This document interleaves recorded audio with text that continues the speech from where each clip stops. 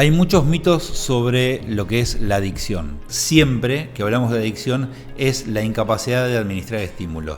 Y acá vienen los términos técnicos que son, por ejemplo, si una persona se compra un par de zapatos o va de shopping durante un día, el cerebro segrega 150 nanogramos de dopamina por milímetro cuadrado de cerebro.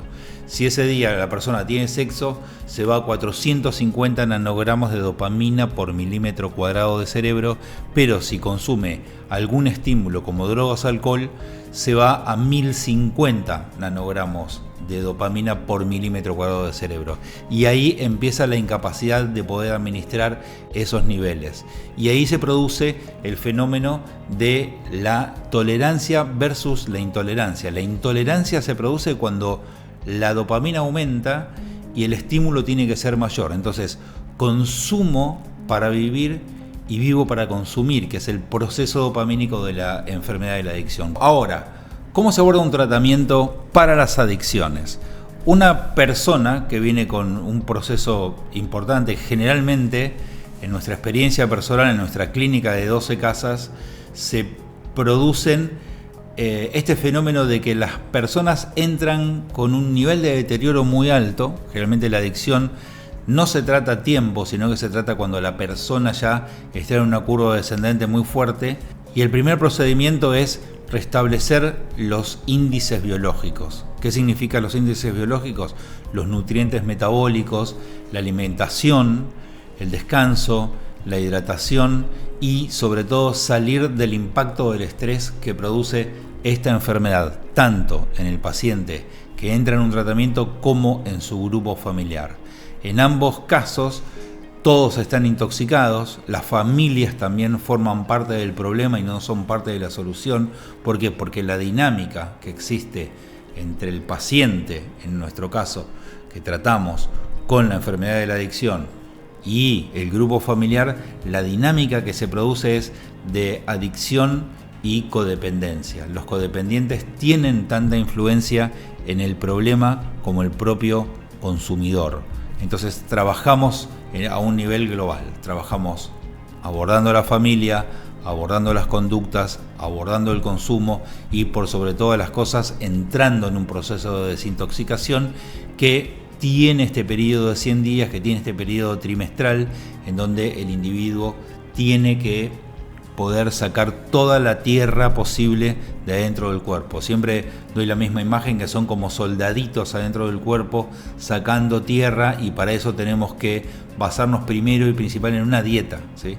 En una dieta a base de alimentos que no tengan toxicidad. Entonces le vamos a dar la posibilidad al cuerpo que estos soldaditos que están sacando tierra de adentro se dediquen a sacar la tierra vieja y no la tierra que le estamos tirando nuevamente. Entonces el proceso de alimentación y de hidratación es fundamental para que los bionutrientes puedan ser absorbidos por el cuerpo y volver a restablecer biológicamente. Entonces tenemos este primer proceso que es biológico, ¿sí? Después toxicológico y después trabajamos con la enfermedad de la adicción como proceso en el programa, ¿no? Tenemos este nivel que es el nivel del hardware en el cerebro, ¿no? Que es lo que decíamos anteriormente, que tiene que ver con la dopaminización. Eso es hardware, es la máquina que está andando mal. Y después tenemos un programa que es el software, que son la cantidad de conclusiones que el individuo como adicto va teniendo en el transcurso de la vida, que tienen que ver con las imposibilidades, con no poder, con la pérdida de voluntad y sobre todo con la vida que se le está yendo de las manos en cuanto a relaciones, economía y su propio cuerpo, que está en altos niveles de deterioro. Entonces, cuando empezamos a hablar de software, cuando empezamos a hablar de un programa de recuperación para las adicciones, tenemos que comprender que el programa te desprograma primeramente lo programado para poder reprogramar, o sea, para volver a elegir. Un adicto en recuperación es un adicto que tiene la capacidad y el proceso de volverse a elegir, de volverse a tener a sí mismo. Por eso es recuperarse. Recuperarse es técnicamente volver a tener. La enfermedad de la adicción lo que te produce es, lo primero que produce a nivel del software, a nivel del programa, a nivel psicológico, es la pérdida de la dignidad, la pérdida de la integridad y un gran aislamiento social y sobre todo en la producción. Las personas generalmente no pueden trabajar correctamente, no pueden lograr sus objetivos y sobre todas las cosas no pueden alcanzar los lineamientos de felicidad. O sea, se pierde no la felicidad, sino que se pierde la búsqueda de la felicidad. La persona deja de buscar felicidad por la búsqueda de placer. Cuando esto empieza a funcionar, la búsqueda de la felicidad se cambia por la búsqueda de placer, ahí es cuando la contaminación neurológica se completa y la persona solamente segrega dopamina, entonces vive para consumir y consume para vivir. Ese reseteo adentro del sistema se produce más o menos en 4 periodos trimestrales, se produce más o menos en un año de entrar en un tratamiento adecuado para trabajar la enfermedad de la adicción. Ahora bien, ¿todas las adicciones son iguales? La respuesta es sí, todas las adicciones son iguales porque la enfermedad de la adicción es una sola.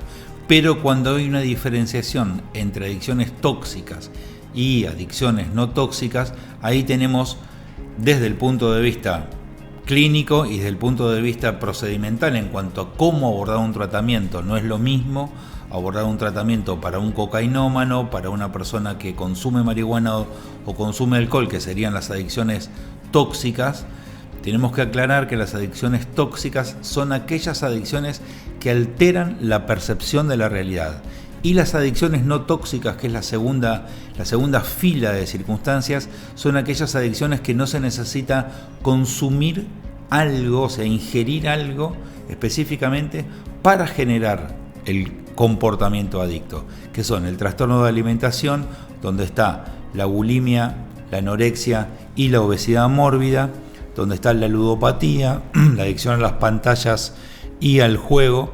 Y en ese alineamiento, como no hay una intoxicación directa en lo que es la enfermedad de la adicción y la toxicología, no tenemos toxicidad, lo que tenemos es comportamiento, conductas y sobre todo tenemos que trabajar en el cerebro límbico, en la parte emocional de la persona. Una persona que, por ejemplo, tiene adicción al juego, lo único que está haciendo en todo su sistema es tratar de tapar algún tipo de trauma, algún tipo de condición emocional que no quiere afrontarlo. Cuando el juego se detiene, cuando la conducta se detiene, lo que primero empieza a florecer generalmente son los traumas que se ocultan a través del consumo compulsivo y la obsesión para ganar. El jugador que gana, por ejemplo, una gran cantidad, una gran suma de dinero durante el día, vuelve a la noche a su casa con toda esa suma de dinero, no puede dormir, no puede comer, tiene sudoración fría, de la misma manera que si hubiese consumido cocaína o algún estimulante. Vuelve a jugar, pierde el dinero que había ganado el día anterior y ahí vuelve a su estado natural, que es poder dormir, poder comer, poder higienizarse, tener relaciones sexuales que de la otra manera no la puede tener. Entonces el mecanismo es el mismo que si consumiera cocaína, que si consumiera heroína o algún estimulante fuerte. Entonces la diferenciación entre adicciones tóxicas, ¿no?, y adicciones no tóxicas es exactamente el mismo procedimiento, tanto para la desintoxicación como para crear nuevos lineamientos neurológicos a la hora de un proceso de recuperación, que siempre pasan por la educación del cerebro. Cada cerebro que se desvirtúa en la incapacidad de administrar estímulos tiene que volver a entrenar su capacidad de direccionar estímulos y sobre todo lineamientos de vida que apunten a los asuntos de la felicidad, que son, neurológicamente hablando, la oxitocina, la serotonina, que dan otro tipo de resultados relacionados justamente con la postergación de la recompensa. El concepto de postergación de la recompensa es no querer resultados inmediatos ya sobre todo lo que suceda, sino que tiene que ver con proyectos, tiene que ver con esforzar el cerebro, tiene que ver con postergar el resultado. O sea, yo me esfuerzo hoy para estar mejor después. Es mucho más teleológico, ¿sí? Es mucho más adaptativo a un sistema de familia, un sistema de proyectos, un sistema laboral, que a la relación inmediata con el high que produce cualquier tipo de estimulación. Ese entrenamiento, esa readaptación neurológica, produce en las personas que tienen el proceso de recuperación algo que nosotros llamamos el dolor emocional. Este dolor emocional es la clave fundamental para que vos puedas recuperarte y volver a tener un cerebro sano.